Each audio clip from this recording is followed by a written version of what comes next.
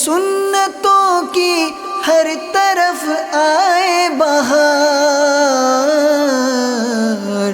نیک ہو امت اے نانائے حسین، نیک ہو امت اے نانائے حسین، ہر طرف نیکی کی دعوت عام ہو، نیک ہو امت اے نانائے حسین، سنتوں کی ہر طرف آئے بہار، نیک ہو امت اے نانائے حسین۔ الحمدللہ رب العالمین والصلاة والسلام علی سید المرسلین، اما بعد فاعوذ باللہ من الشیطان الرجیم، بسم اللہ الرحمن الرحیم۔ ناظرین، سلسلہ اچھے اور برے کام لے کر ہم حاضر ہوئے ہیں۔ ٹاپک ہمارا وہی ہے، نمازی اور بے نمازی۔ اس کا کچھ حصہ باقی رہ گیا تھا، تو واپس ہم اس کو لے کے آگے چلتے ہیں اور سنتے ہیں ہمارے لیے اس میں اور کیا ہے۔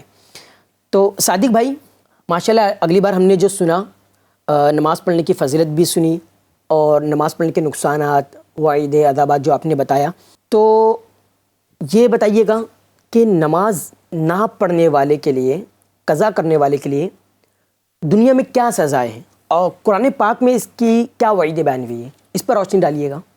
الحمدللہ رب العالمین والصلاة والسلام علی سید المرسلین، اما بعد فاعوذ باللہ من الشیطان الرجیم، بسم اللہ الرحمن الرحیم۔ نماز یہ فرض عین ہے، بے شک ہر مسلمان مرد و عورت، عاقل و بالغ پر نماز 5 وقتہ یہ فرض ہے، بے شک۔ اور جان بوجھ کر قضا کرنے والا ان عذابات اور ان سزاؤں کا مستحق ہے جن کا تذکرہ قرآن پاک اور احادیث طیبہ میں کیا گیا۔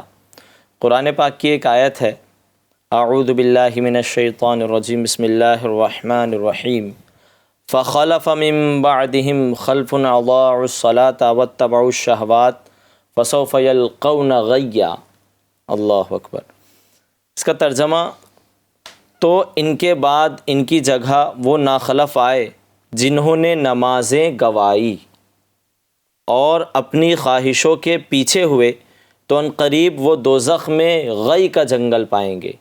اللہ اکبر۔ نماز جو ضائع کرتا ہے اس کے لیے وادی ہے ایک جہنم کی جس کا نام غی ہے، اس میں اللہ تبارک و تعالیٰ بے نمازیوں کو ڈالے گا۔ وہ غی کیا ہے؟ حضرت عبداللہ ابن عباس رضی اللہ عنہما فرماتے ہیں، غی جہنم میں ایک وادی ہے جس کی گرمی سے جہنم خود پناہ مانگتا ہے۔ اللہ اکبر۔ ناظرین اکرام، کتنی خطرناک یہ وادی ہے، اور یہ وادی کن لوگوں کا ٹھکانہ ہے؟ یہ ان لوگوں کے لیے ہے جو زنا کے عادی اور اس پر مصر ہوں، جو شراب کے عادی ہوں، جو سود خور اور سود کے عادی ہوں، اور جو والدین کی نافرمانی کرنے والے ہوں، اور جو جھوٹی گواہی دینے والے، اور آخر میں جو نماز قضا کرنے والے ہیں۔ اسی وادی میں شہاب الدین بھائی ایک کنواں ہے جس کا نام ہب ہے۔ آپ ذرا غور کریں کہ دنیا میں اگر کوئی وادی ہے، اس کے اندر اندھیرے میں ڈوبا ہوا کوئی کنواں ہے، تو اس کنویں کو دیکھ کر ہی بندہ کانپ جائے۔ یہ دنیاوی کنویں کی بات میں کر رہا ہوں، لیکن یہ جہنم کی اتنی خطرناک وادی اور اس کے اندر ایک کنواں، یہ اتنا خطرناک کنواں ہے کہ جب جہنم کی آگ سرد ہونے پر آتی ہے تو اللہ تبارک و تعالیٰ اس کنویں کو کھول دیتا ہے، جس سے جہنم کی آگ بدستور جو ہے نا بھڑکنا شروع ہو جاتی ہے۔ بے نمازیوں اور زانیوں اور شرابیوں اور سود خوروں اور ماں باپ کو ایذا دینے والوں کے لیے ہے۔ ایک اور آیت میں اللہ تبارک و تعالیٰ ارشاد فرماتا ہے، فَوَيْلٌ لِّلْمُصَلِّينَ الَّذِينَ هُمْ عَنْ صَلَاتِهِمْ سَاهُونَ الَّذِينَ هُمْ يُرَاءُونَ۔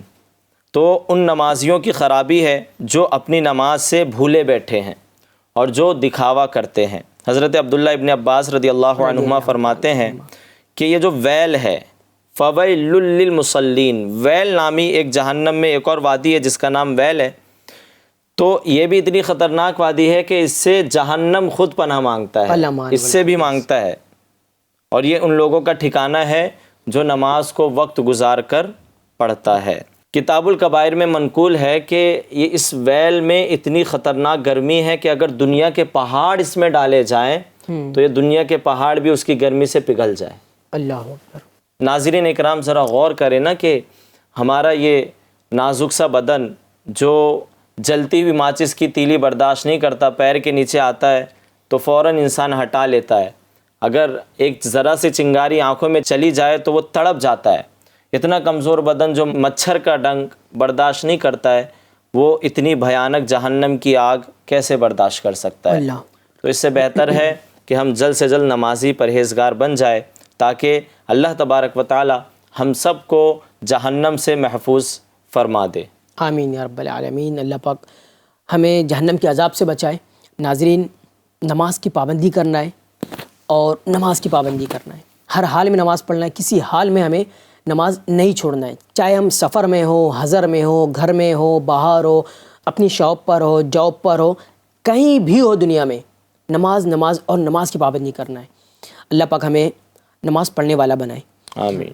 اچھا یہ بتائیے گا کہ نماز پڑھنے سے دنیاوی فوائد کچھ ہیں؟ نماز بندہ پڑھا تو سائنسی طور پہ اس کے کچھ اپنے فوائد ہیں کہ بندہ نماز پڑھے گا. اب لوگ نا جم جاتے ہیں، کیوں جاتے ہیں؟ تاکہ ان کی باڈی جو نا حرکت میں رہے، باڈی بنے ان کی، ہے نا. بعض بتاتے کہ انگلیاں اس طرح کریں گے تو اس کے یہ فائدے ہیں، گردن بھی پھیری جاتی ہے، پھر وہ الگ الگ جو نا اسٹیپ لیتے ہیں تاکہ باڈی ان کی مینٹین رہے. تو کیا نماز میں بھی اس طرح کچھ ہے، نماز پڑھنے کے اس طرح کے فوائد؟ اس پہ روشنی آپ ڈالیے گا. جی، بسم اللہ الرحمن الرحیم. آپ اگر نمازوں کی تعداد اور ان کی رکعتوں پر غور کریں جی تو ہمیں اور جو سائنس کا علم رکھتے ہیں ان کو پتہ چلتا ہے کہ اللہ پاک کیسا حکیم ہے، بے شک، اور بندوں کے اجسام کی کیفیات کو وہ کیسے جانتا ہے. بے شک. کہ دنیاوی طور پر اپنے آپ کو مینٹلی طور پر مینٹین رکھنے کے لیے میڈیٹیشن کیا جاتا ہے. آنکھیں بند کر کے اور دنیاوی خیالات سے دور ہو کر لوگ جو ہے وہ میڈیٹیشن کر رہے ہوتے ہیں اور اپنے ذہن کو سکون دے رہے ہوتے ہیں. لیکن یہی چیز جو ہے وہ اللہ کریم جو ہے وہ اپنے بندوں سے دن میں 5 مرتبہ گویا حکم فرما رہا ہے. سبحان اللہ. کہ جب بندہ خشوع اور خضوع کے ساتھ دنیا سے کٹ کر جب یہ سوچتا ہے اور جب یہ نظریہ رکھتا ہے کہ میں اپنے رب کی بارگاہ میں حاضر ہو چکا ہوں، تو وہ کیسا اللہ پاک اس کے ذہن کو سکون عطا فرماتا ہے. خود حدیث پاک میں ہے ان تعبد اللہ کأنک تراہ، کہ اللہ کی ایسے عبادت کرو جیسے کہ تم دیکھ رہے ہو. فإن لم تکن تراہ فإنہ یراک، اگر تم سے یہ نہ ہو سکے تو کم سے کم اتنا تو تصور کر لو کہ وہ تمہیں دیکھ رہا ہے، اللہ ہمیں دیکھ رہا ہے. تو یہ میڈیٹیشن کا کیسا طریقہ ہمیں آج سے 1400 سال پہلے ہی بتا دیا گیا. بے شک. تو میڈیٹیشن ہو گیا، اور پھر دوسری طور پر دیکھیں ایکسرسائز ہو جاتی ہے.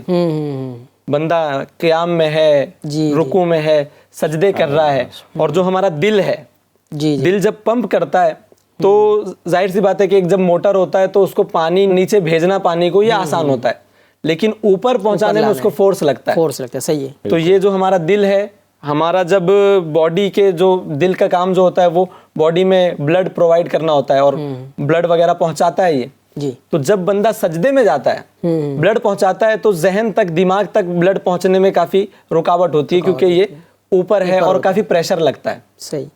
لیکن سوچیں اللہ تعالیٰ کا کیسا حکم ہے کہ جب بندہ اپنا سر اللہ پاک کی بارگاہ میں رکھتا ہے تو دل اوپر ہوتا ہے اور اس کا دماغ جو ہے وہ نیچے ہوتا ہے. سبحان اللہ، کیا بات ہے. تو کیسا کہ دل اوپر ہے اور پھر اس کو آسانی کے ذریعے وہاں پر بلڈ جو ہے وہ پہنچ جاتا ہے، وہاں پر پہنچ جاتا ہے. سبحان اللہ. تو یہ دماغ کے اندر ریفریش ہو جاتے ہیں.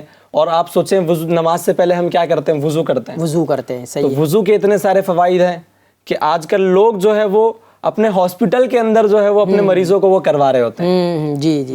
اس سے مسا کرواتے ہیں، اس سے کینسر دور ہوتا ہے، اس سے ڈپریشن دور ہوتا ہے کہ بار بار یہ بھویں تر ہوں گی اور بندہ اپنے چہرے کو تر رکھے گا.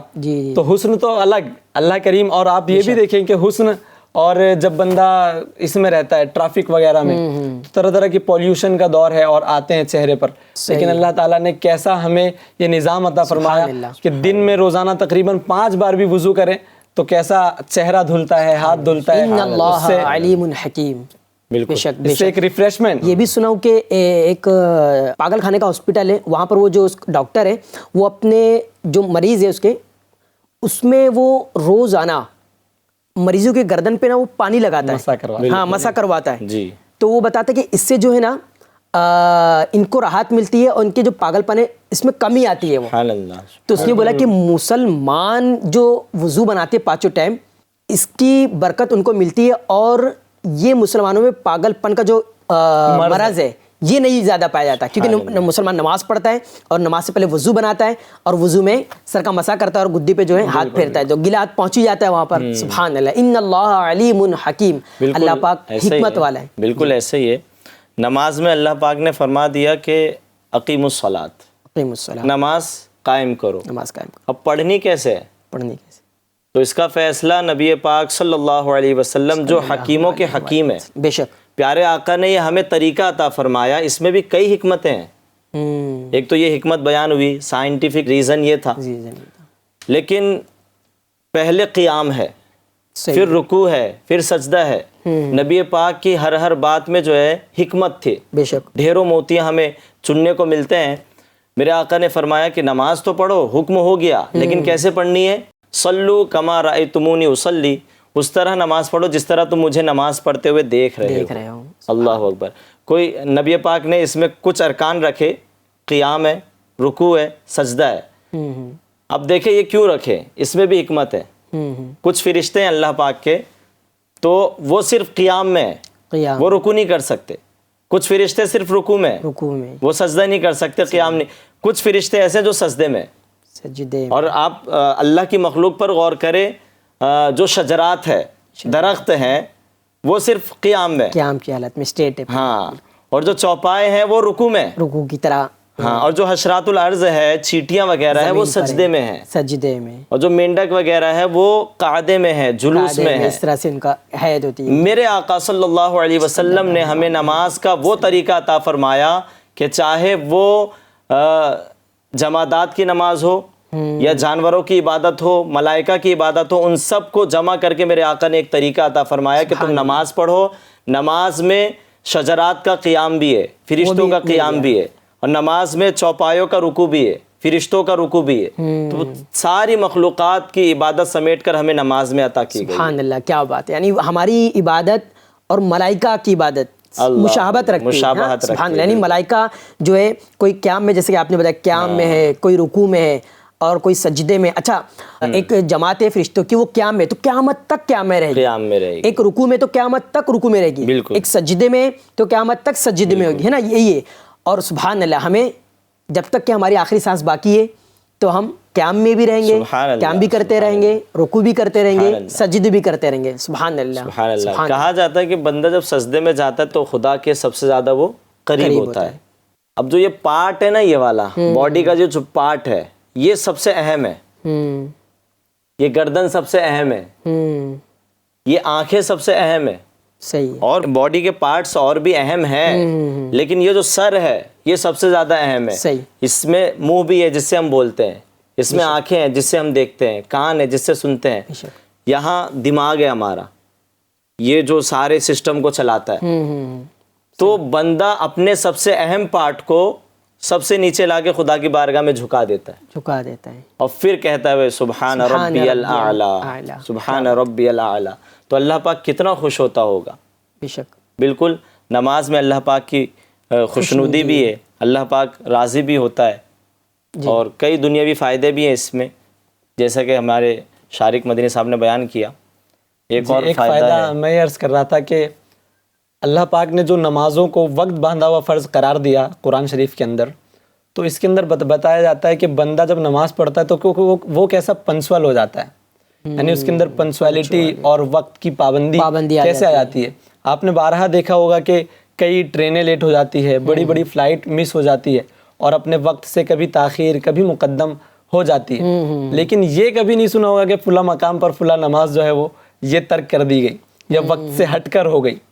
تو یہ کیسا نظام ہے کہ نمازیں اپنے وقت پر ہو رہی ہے, جماعتیں اپنے وقت پر ہو رہی ہے. تو بندے کو جب یہ خیال ہوتا ہے کہ مجھے اپنی نماز پڑھنی ہے اور فلاں جماعت کا فلاں وقت ہے, یہ نماز جو ہے وہ اس کے اندر پابند بننے کی صلاحیت بھی پیدا کرتی ہے. کیا بات ہے, وقت پابند بنا دیتی ہے. سبحان اللہ. یہ اسلام کی خوبصورتی ہے. صرف نماز ہی نہیں, جتنے بھی اسلام کے ارکان ہیں حج دیکھ لے آپ, جی جی, وہ ذوالحجہ میں ہی ہوگا, سال میں ایک بار, وقت مقرر ہے, وقت مقرر ہے. روزہ دیکھ لیں آپ, رمضان کے روزے رمضان میں ہی ہوں گے. وہ صحیح ہے. اللہ نے اسلام کے ہر رکن میں جو ہے نا وہ وقت کی پابندی عطا فرمائی. سبحان اللہ, کیا جب بات ہے. بندہ وقت کا پابند ہو جاتا ہے تو پھر وہ دنیا داروں کی نظروں میں بھی اس کو ایک اہمیت کی نظر سے دیکھا جاتا ہے.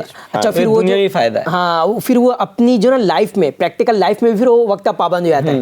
جہاں کام کر رہا ہے وہاں بھی وقت پر پہنچتا ہے, گھر میں بھی پھر اس کا ایک وقت رہتا ہے کہ اتنی بجے سونا, اتنی بجے اٹھنا ہے. یہ کہاں سے سیکھنے ملا, کون سکھایا؟ سبحان اللہ, نماز کی پابندی نے سارا کچھ سکھا دیا. کیا بات ہے. ناظرین کرام, آپ کو میں اس رسالے کی ترغیب دلاؤں گا. اس رسالے کا نام ہے وضو اور سائنس. اس میں آپ وضو کے اور نماز کے فائدے جان سکیں گے. جیسے کہ بھی ہم نے وضو اور نماز کے فائدے سنے, یہ تو چند ایک سنے, اس میں آپ کو مزید اور ملیں گے کہ وضو کے اور کیا فائدے, نماز پڑھنے کے, قیام کے, رکوع کے, سجدے کے اور کیا فائدے, یہ آپ کو انشاءاللہ تعالی اس میں آپ کو سیکھنے ملے گا. یہ کہاں ملے گی؟ یہ مکتبۃ المدینہ پہ اویلیبل ہے, وہاں سے آپ خرید سکتے ہیں. اللہ تعالی ہمیں عمل کی توفیق عطا فرمائے, وقت کا پابند بنائے اور پابندی وقت کے ساتھ ہمیں نماز پڑھنے کی توفیق عطا فرمائے. اچھا صادق بھائی, ایک بندہ ہے دنیاوی کام و کاج میں وہ مشغول رہتا ہے, مصروفیت اس کی بڑی مصروفیت ہے, بڑی مشغولیت ہے اس کی, ہے نا. عام طور پہ ہوتے بھی ہیں لوگ مصروفیت والے ہوتے ہیں. اب وہ بندہ چاہتا ہے کہ میں اللہ پاک کی بارگاہ میں نماز پڑھوں اور خشوع و خضوع کے ساتھ پڑھوں, اخلاص مجھے نصیب ہو, دنیا کی جو خیالات ہیں اس سے پاک ہو کر میں نماز پڑھوں. تو اس کا کیا نسخہ ہے؟ دیکھیے, نماز کے لیے وقت ہونا یا نہ ہونا یہ الگ بات ہے, جی, ہے نا.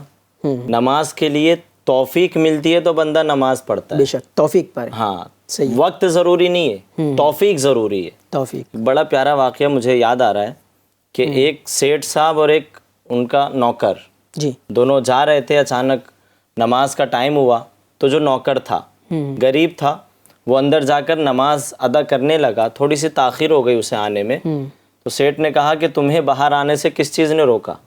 تو اس نوکر نے بڑا پیارا جواب دیا کہ سیٹھ جی, جس چیز نے آپ کو اندر آنے سے روکا, یعنی مجھے اللہ کی توفیق دی تو میں اس کی بارگاہ میں سجدہ کرنے کے لیے چلا گیا, لیکن اللہ نے آپ کو توفیق نہیں دی. توفیق اس کو نہیں ملی. ہاں, توفیق اسے نہیں ملی. توفیق الہی ہاں, اصل ہے, اصل ہے. جیسا کہ میں نے کہا تھا کہ اللہ پاک اپنا رزق نہیں روکتا اس سے, سجدے کی توفیق اس سے چھین لیتا ہے جس سے ناراض ہوتا ہے. تو ناظرین اکرام, جو نماز نہیں پڑھتے, نماز میں سستی کرتے ہیں, نماز سے روح گردانی کرتے ہیں, وہ ذرا غور کرے کہ کہیں ہم سے کوئی ایسا کام تو نہیں ہو گیا جس سے اللہ ناراض ہو گیا ہو. خدا کی بارگاہ میں توبہ کرے, استغفار کرے اور خدا کی بارگاہ میں وہ سجدہ ریز ہو جائے اور رو رو کر اپنے گناہوں سے معافی مانگے تو انشاءاللہ ضرور کرم ہو جائے گا. انشاءاللہ تعالی. اچھا یہ بتائیے گا کہ نماز ہمیں کس طرح پڑھنا چاہیے, نماز پڑھنے کا ہمارا انداز کیا ہو, اس پر روشنی ڈالیے گا. جی, حدیث پاک میں جیسا آتا ہے کہ ہمارے آقا صلی اللہ تعالی علیہ وسلم سے حضرت جبریل علیہ السلام نے بصورت بشر آ کر ہماری تعلیم کے لیے عرض کیا تھا کہ یا رسول اللہ مل احسان, مل احسان, کہ یہ بھلائی اور نیکی کیا ہے؟ تو ہمارے آقا نے ارشاد فرمایا تھا صلی اللہ علیہ وسلم, ان تعبد اللہ کأنک تراہ, کہ اللہ کی ایسے عبادت کر رہے ہو جیسے تم اللہ کو دیکھ رہے ہو. اللہ. فإن لم تکن تراہ فإنہ یراک, اگر تم یہ طاقت نہیں رکھتے, اگر تمہارے اندر یہ تصور کرنے کی استطاعت نہ ہو تو کم از کم یہ سوچ لو کہ میرا اللہ, میرا رب مجھے دیکھ رہا ہے. تو اولاً تو یہی کہ یہ تصور کریں نماز کے اندر خشوع اور خضوع پیدا کرنے کے لیے کہ میرا رب دیکھ رہا ہے مجھ کو. اور ثانیاً یہ عرض کروں گا, حضرت حاتم اسم رحمۃ اللہ تعالی علیہ سے بھی اسی طرح کا کچھ سوال ہوا, اور ایک بزرگ نے ان سے عرض کیا کہ حضور یہ تو بتائیں کہ آپ نماز کیسے پڑھتے ہیں. نماز کیسے؟ تو آج یہ پورا فارمولا گویا اللہ کے ان نیک ولی نے ہمیں بتا دیا. کیا بات ہے کہ اگر ہم اس پر غور کریں گے تو کافی ہمیں مدنی پھول اس کے اندر ملتے ہیں. انہوں نے فرمایا جب نماز کا وقت آتا ہے تو میں مکمل اور کامل طور سے جو ہے وہ وضو کر کے اللہ تعالیٰ کی بارگاہ میں حاضر ہو جاتا ہوں. پھر جب مصلی پر کھڑا ہوتا ہوں تو دل میں یہ تصور جماتا ہوں کہ میری دونوں بھووں کے سامنے, آئیبرو کے سامنے خانہ کعبہ موجود ہے. کیا بات ہے. اور سینے کے سامنے مقام ابراہیم موجود ہے. واہ. یعنی کعبہ بھی میرے سامنے ہے, مقام ابراہیم بھی موجود ہے. پھر عرض کیا حضور آگے؟ تو فرمایا کہ تصور کرتا ہوں کہ میرا قدم جو ہے وہ پل صراط پر ہے، پل صراط پر کھڑا ہوں، اللہ، اور دائیں جانب میرے جنت ہے اور بائیں جانب جہنم ہے۔ اللہ، یہ پورا تصور آپ جمائیں کہ کیسے وہ نماز پڑھ رہے ہیں۔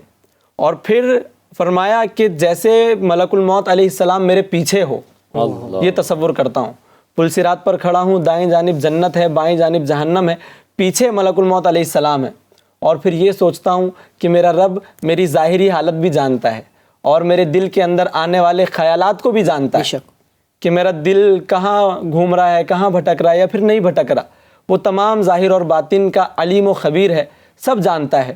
اور پھر یہ تصور کرتا ہوں کہ یہی میری زندگی کی آخری نماز ہے، اللہ، آخری نماز ہے میری زندگی کی۔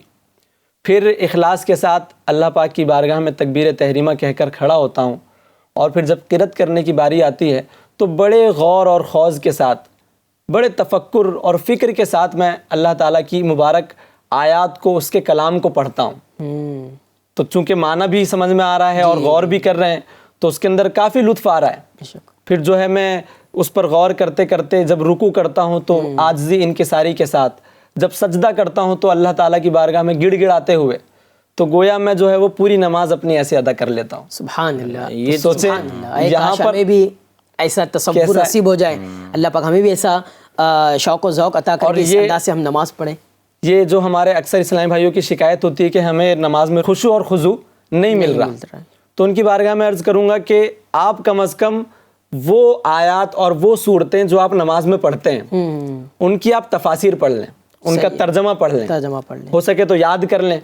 اب تو الحمدللہ تفسیر صراط الجنان ہمیں میسر ہے، تو ہو سکے تو اس کو پڑھ لیں اور یاد کر لیں، اور جب بھی وہ آپ پڑھیں گے، امام صاحب ہمارے پڑھیں گے، تو پھر گویا وہی تصور آئے گا اور وہ جب لطف ہوگا تو خوشی اور خضوع بھی نصیب ہو جائے گا۔ سبحان اللہ، کیا بات ہے شہاب الدین بھائی، یہی بات ہے کہ ایک ہوتا ہے مزدور، وہ مزدوری کر رہا ہے، وہ 12 گھنٹے جو ہے محنت کر رہا ہے، لیکن آخر میں سیٹ کہہ دے کہ بھائی جس طرح میں چاہتا تھا اس طرح محنت نہیں ہوئی، لہذا میں تجھے تیری محنت کا پھل نہیں دوں گا۔ قیامت میں بھی ایسے لوگ ہوں گے جو دنیا میں نمازیں پڑھتے تھے لیکن قیامت میں ان کی نمازیں ان کے منہ پر مار دی جائے گی، تو اس وقت اتنی حسرت و ندامت ہوگی۔ توجہ کی ایک بات آئی تھی کہ تصور کر لیں، یہ تو یہ توجہ کا ہمیں بتایا گیا کہ خدا کی رحمت پر توجہ ہو، وہ توجہ کا ایک فوکس ہمیں بتایا گیا ہے کہ پورا فوکس جو ہے یہ تصور ہمارا جمع رہے کہ میں پل صراط پہ ہوں، یہ تصور۔ اسی طرح جب ہم قیام کرتے ہیں تو ہماری نظریں کہاں ہوتی ہے؟ ہماری نظریں سجدے کی جگہ پہ ہونی چاہیے، رکوع میں نگاہ کہاں ہونی چاہیے؟ قدموں پر ہونا چاہیے، اور جب ہم سجدہ کرتے ہیں تو ہماری نگاہ ہماری ناک پہ ہونی چاہیے، جب ہم جلسہ کرتے ہیں تو ہماری نگاہ جو ہے وہ ہماری گود میں ہونی چاہیے۔ تو یہ نگاہ یہ یہاں وہاں کیوں ہو رہی ہے؟ تاکہ ہماری توجہ رہے۔ اور اس میں ایک اور علماء اکرام بڑی پیاری حکمتیں بیان فرماتے ہیں کہ ہماری نظریں سجدے کی جگہ، رکوع میں قدموں کی جگہ، قدموں پر نظر کیوں ہوتی ہے؟ اس لیے کہ قیام ہم کرتے ہیں اور ہماری نگاہ زمین پر ہوتی ہے، تاکہ ہم تصور کریں قبر کا کہ آج میں زمین کے اوپر ہوں، ایک وقت آئے گا کہ میں اس زمین کے اندر دفن ہو جاؤں گا، تو اپنی نماز میں قبر کا تصور کرے۔ رکوع میں ہماری جو نظریں ہوتی ہے وہ قدموں پر ہوتی ہے، کیوں؟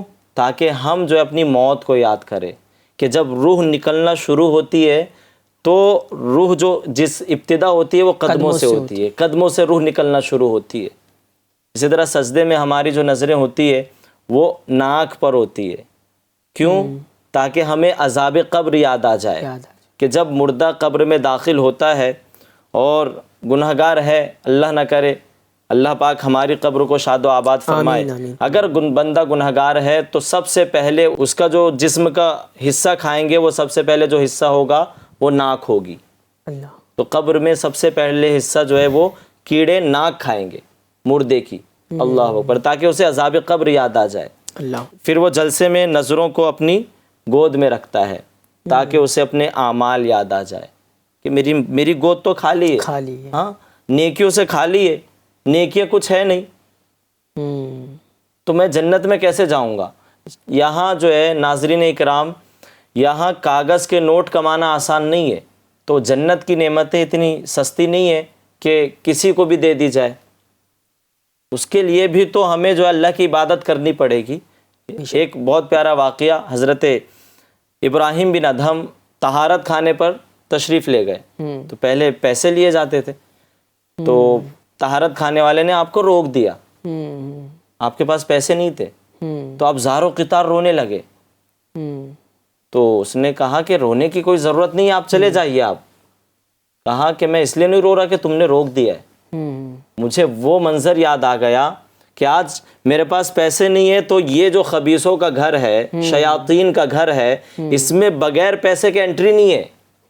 تو وہ جنت جو انبیاء، صالحین، اولیاء، اللہ کے محبوب بندوں کے لیے بنائی گئی ہے، تیار کی گئی ہے، اس میں بغیر نیکیوں کے کیسے داخلہ ملے گا؟ کیسے داخلہ؟ اور جنت کے وارث نمازی ہے. اللہ پاک ہمیں عمل کی توفیق عطا فرمائے، نماز کا پابند بنائے. ایک آخری سوال میں لیتا ہوں کہ شارق بھائی، جنتیوں کو جنت میں سب سے بڑا انعام کیا ملے گا؟ ان کے لیے سب سے بڑا انعام کیا ہوگا؟ جی، جنت کے اندر اللہ پاک جنتیوں کو جو سب سے بڑا انعام عطا فرمائے گا وہ اپنا دیدار ہوگا. سبحان اللہ، رب کا دیدار. رب کا دیدار. کیا بات کہ بندے جو ہیں وہ نمازی اور اس کے نیک بندے صالحین جو ہے وہ اپنے رب کا دیدار کر رہے ہوں گے. سبحان اللہ. اب جنت کی اہمیت کے لیے اور اس کو پانے کی کوشش کرنے کے لیے صرف اتنا ہی مائنڈ سیٹ کافی ہے کہ ہمیں جنت کے اندر اپنے رب کا دیدار ہونے والا ہے. یہی اگر ذہن بنا لیا جائے، اور یہ کہ وہاں پر ہمارے آقا رحمت عالم صلی اللہ علیہ وسلم جلوہ گر ہوں گے. بے شک. تو وہاں پر جو ہے وہ صبح و شام وہ زلف و رخسار اور وہ ہمارے آقا کا چہرہ والضحیٰ، وہ شمس الضحیٰ جو ہے وہ جنتی جو ہے وہ روزانہ دیدار کر رہے ہوں گے، کبھی اپنے محبوب کا، کبھی اللہ پاک کا. تو اللہ کریم ہمیں ان لوگوں میں سے بنائے. آمین آمین یا رب العالمین. کیا بات ہے، سبحان اللہ. ناظرین کرام، دیکھا آپ نے، جنتیوں کو سب سے بڑا انعام کیا ملے گا؟ کیا ہوگا ان کے لیے؟ اللہ تبارک و تعالیٰ کا دیدار نصیب ہوگا، جو آج ہمارے لیے دنیا میں ممکن نہیں ہے، ہم نہیں کر سکتے. مگر جنت میں جنتیوں کے لیے اللہ پاک نے نمازی کے لیے اپنا دیدار رکھا ہے. سبحان اللہ. اللہ پاک ہمیں نماز کا پابند بنائے، عمل کی توفیق عطا فرمائے، اور نمازیوں کی صف میں ہمیں اللہ پاک شامل رکھے. اور ہمیں شیخ طریقت امیر اہل سنت حضرت علامہ مولانا ابو بلال محمد الیاس عطار قادری دامت برکاتہم العالیہ ارشاد فرماتے ہیں، ہمارے لیے یہ کافی ہے کہ نماز اللہ پاک نے فرض کی ہے، بس اسے ادا کرنا ہے. ہاں اچھا، آپ کی طرف میں بڑھوں گا کہ دنیا میں بے نمازی کی، جو نماز قضا کر دیتے، نماز نہیں پڑھتے، ان کی کیا سزا ہے؟ اللہ، ان کی کوئی سزا ہے؟ بالکل، آپ روشنی ڈالیے گا. کئی سزائیں ہیں، تقریباً روایتوں میں 15 سزائیں اس کو دی جائے گی. بے نمازی کو 15 سزائیں دی جائے گی، جن میں سے 5 دنیاوی ہے. 5 دنیا میں دی جائے گی، 3 موت کے وقت دی جائے گی، 3 قبر میں دی جائے گی، اور 3 قبر سے نکلنے کے بعد دی جائے گی. یعنی بے نمازی جو ہے نا، اس کی کہیں جو ہے نا وہ راحت، اسے راحت نہیں ہے کہیں بھی. دنیا میں بھی وہ بے چین رہے گا، سزائیں دی جائے گی. نمازی کا انجام بہت برا ہوتا ہے. 5 سزائیں کیا ہے دنیا کی؟ کہ سب سے پہلی سزا یہ ہے کہ اس کی عمر سے برکت ختم ہو جائے گی، اس کی جو ایج ہے وہ کم ہوگی. دوسری سزا یہ ہے کہ اس کے چہرے سے نیک بندوں کی نشانی مٹا دی جائے گی. آپ دیکھتے ہیں، ہم بے نمازی کا چہرہ دیکھتے ہیں، اس میں وہ نور نہیں ہوتا ہے، نور نہیں ہوتا ہے، وہ عجیب ہی لگتا ہے وہ. لیکن جو نمازی ہوتا ہے، سبحان اللہ، ہاں، اس کے چہرے کو دیکھ کر ہی دل خوش ہو جاتا ہے. صحیح ہے، نور اس کے چہرے سے ٹپکتا ہے. تو بے نمازی، اس کی عمر سے برکت ختم ہو جائے گی، اس کے چہرے سے نیک بندوں کی نشانی مٹا دی جائے گی. اور تیسری اس کی جو دنیاوی سزا ہے، اللہ پاک اس کے کسی عمل پر ثواب نہ دے گا. اللہ، کسی عمل پر اس کا ثواب نہیں دے گا. ہم جو ہے فرائض چھوڑ کر نوافل کی طرف بھاگتے ہیں. شعبان کی 6 نوافل پڑھنے تو پوری مسجد 3 مالے کی ہے تو تینوں مالا بھر جائے گا، فل ہو جاتی ہے، فل ہو جاتی ہے. صلاۃ التوبہ ہے، جو بھی ہے نفل نماز، جس کا بینیفٹ بیان کیا جاتا ہے کہ بھائی یہ پڑھو گے 2 رکعت تو عمر تمہاری لمبی ہو جائے گی، کسی کا محتاج نہیں ہوگے. یہ نوافل ہے. جی جی جی. اللہ پاک جو ہے نا، ان کو اس وقت تک قبول نہیں کرے گا جب تک تم فرائض ادا نہ کر لو. یہ نوافل جو ہے زمین و آسمان کے درمیان معلق رہتے ہیں. صحیح. ہاں، تو یہ سزا ہے کہ اللہ پاک اس کے کسی عمل پر ثواب نہ دے گا. چوتھی سزا اس کی دنیاوی یہ ہے کہ اس کی کوئی دعا آسمان تک پہنچے گی نہیں، اللہ، آسمان تک بلندی نہیں ہوگی، اللہ پاک اس کی کوئی دعا قبول نہیں کرے گا۔ لوگ کہتے پھرتے، ہم سنتے بھی کہ حضرت ہماری دعائیں قبول نہیں ہو رہی، ہم دعا مانگ رہے، ایک عرصہ گزر گیا، اولاد نہیں ہو رہی ہے اور رزق میں برکت نہیں ہو رہی ہے، دعاؤں پہ دعائیں کرا رہے، لوگوں کو دعا کے لیے کہہ رہے ہیں، تو اس پہ یہ غور کر لے کہ نماز کی پابندی کرے، انشاءاللہ تعالیٰ ساری برکت، انشاءاللہ ساری پریشانیاں دور ہو جائے گی۔ پھر خود کی دعا قبول نہیں ہو رہی ہے، نیک بندوں سے دعا کرا لیتے ہیں، ایسا بھی کوئی مائنڈ رکھتا ہے۔ جی جی، تو اگر وہ بے نمازی ہے تو اس کا حصہ، اس کی 5ویں سزا یہ ہے کہ نیک بندوں کی دعاؤں میں بھی اس کا کوئی حصہ نہیں ہوگا۔ اللہ، یہ سزا اس کو دی جائے گی کہ نیک لوگ اس کے لیے دعا کریں گے تو اسے نہیں ملے گا وہ۔ اسی طرح ایک اور کتاب میں 6ٹھی سزا بھی ہے کہ مخلوق اس سے نفرت کرے گی، اللہ، اللہ کی مخلوق اس سے کیا کرے گی؟ نفرت کرے گی۔ اور موت کے وقت جو سزا ہوگی بہت سخت سزا ہے کہ ذلیل ہو کر مرے گا، وہ اللہ مان اللہ، بھوکا مرے گا، اور مرتے وقت اس کو اتنی سخت پیاس لگے گی کہ اگر دنیا بھر کے سمندر اسے پلا دیے جائے تو پھر بھی اس کی پیاس نہ بجھے گی۔ اللہ اکبر۔ قبر میں اسے 3 سزائیں یہ دی جائے گی بے نمازی کو کہ اس کی قبر کو اتنا تنگ کر دیا جائے گا کہ اس کی پسلیاں ایک دوسرے میں پیوست یعنی داخل ہو جائے گی۔ اللہ، آج ذرا ہم غور کریں کہ اگر نماز میں جگہ نہیں ہے، صف میں کوئی گھسنے کی کوشش کرتا ہے اور کوئی تگڑا ہٹا کھٹا انسان ہو وہ دباتا ہے تو ہم جو ہے دب جب برداشت نہیں کرتے، لیکن یہ جو پسلیاں ہیں قبر اتنا دبائے گی کہ ایک دوسرے میں پیوست ہو جائے گی۔ اسی طرح دوسری سزا قبر میں یہ ہوگی کہ اس کی قبر میں آگ بھڑکا دی جائے گی، آگ کے شعلے بھڑکائے جائیں گے کہ جس میں وہ دن رات الٹ پلٹ ہوتا رہے گا۔ اللہ پاک حفاظت فرمائے۔ تیسری سزا جو ہے نا بہت خطرناک سزا ہے، اللہ پاک قبر میں اس پر ایک سانپ مسلط فرمائے گا، اور وہ سانپ کہے گا کہ میں اشجاع الاقرا ہوں، گنجا سانپ، اشجاع الاقرا ہوں۔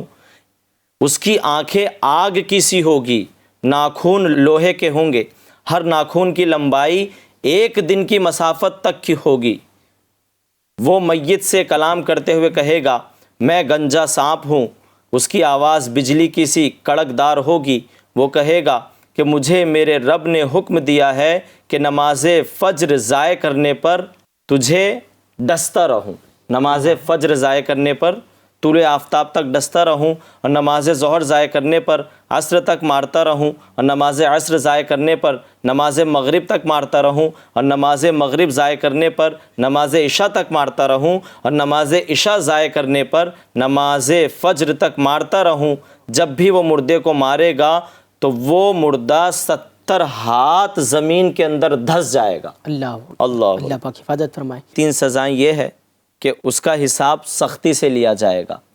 دوسری سزا رب قہار کی ناراضگی، اللہ اکبر، اگر اللہ ہی ناراض ہو گیا نہ اٹھ سکے گا قیامت تلک، خدا کی قسم، نہیں اس کو پھر کوئی نہیں پوچھے گا۔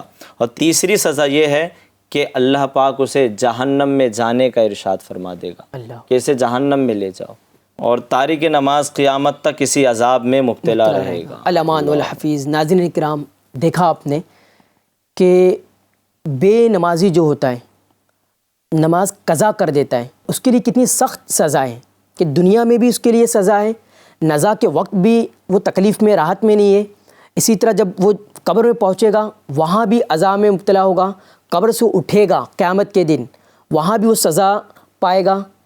اللہ پاک ہمیں نماز پڑھنے کی توفیق عطا فرمائے، وقت پر پڑھنے کی توفیق عطا فرمائے، جماعت کے ساتھ پڑھنے کی توفیق عطا فرمائے۔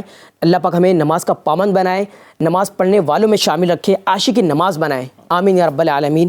ناظرین کرام، سلسلے کا وقت اب ختم ہوا چاہتا ہے، اب آپ سے اجازت چاہتے ہیں، پھر ملتے ہیں نیکسٹ ایپیسوڈ میں، جب تک کہ دیکھتے رہیے FGN چینل۔ صلو علی الحبیب صلی اللہ تعالی علی محمد صلی اللہ علیہ وآلہ وسلم۔ سنتوں کی ہر طرف آئے بہار، نیک ہو امت اے نانائے حسین، نیک ہو امت اے نانائے حسین، ہر طرف نیکی کی دعوت عام ہو، نیک ہو امت اے نانائے حسین،